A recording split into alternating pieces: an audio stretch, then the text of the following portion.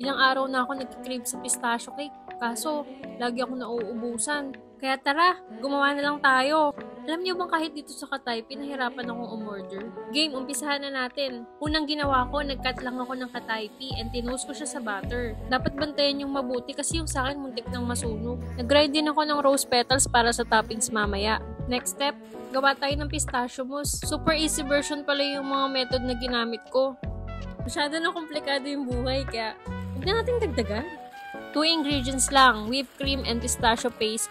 Whip lang ng ilang minutes hanggang sa maging stable. I added green color and set aside. Next, melt chocolate sa microwave. Ilalagay ko ito mamaya sa mousse. Microwave lang every 30 seconds. Whipping cream and chocolate ganache lang makakagawa ka na ng chocolate mousse. Nag-add lang ako ng konting powdered sugar para tumamis ng konti. I-rest lang natin habang hindi pa gagamitin. Strawberry rose, yung last na gagawin nating mousse. Nag-add lang ako ng rose syrup and strawberry flavoring. Ito kasi yung magbabalance and mag-elevate ng flavor ng buong cake. Whipping cream and white chocolate lang, may mousse ka na. Tamang budbud din ng dried petals for aesthetic. Chop natin manually yung pistachio nuts. Kasi magpa-powder siya kapag ginamitan ng food processor. Maganda yung ganito for toppings. Hindi pa ako nakontento, sinala ko pa talaga yung powder, no? Then, ilalagay ko siya sa kataypi crunch. Pinagsama ko yung pistachio paste and kataypi. Tikman natin kung masarap. Next, assemble na natin yung cake. Gagamit tayo ng acetate sheet. And nilagay ko na din yung dark chocolate mousse. Pinantay ko lang siya para aesthetic. Hindi pa talaga ako nakontento, gumawa pa ako ng chocolate ganache. Ganito yung naisip kong way para i-distribute yung kataypi crunch.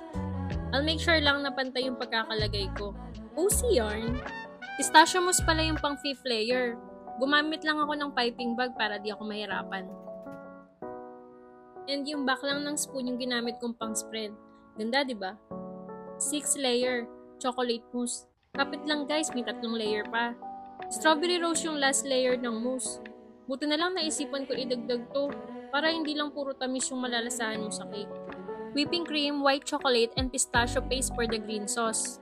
Sorry guys, na-delete ko yung video na nilalagay ko na yung chocolate ganache sa ibabaw. I-upload ko na lang siguro yung full video sa YouTube channel ko, Memoy Kitchen. 2 beses pala ako gumawa ng ganito guys. And feeling ko, ayun na talaga yung last. Nung pinost ko to sa page namin, ang daming bumili. Na-sold out agad. And madami pang naghahanap.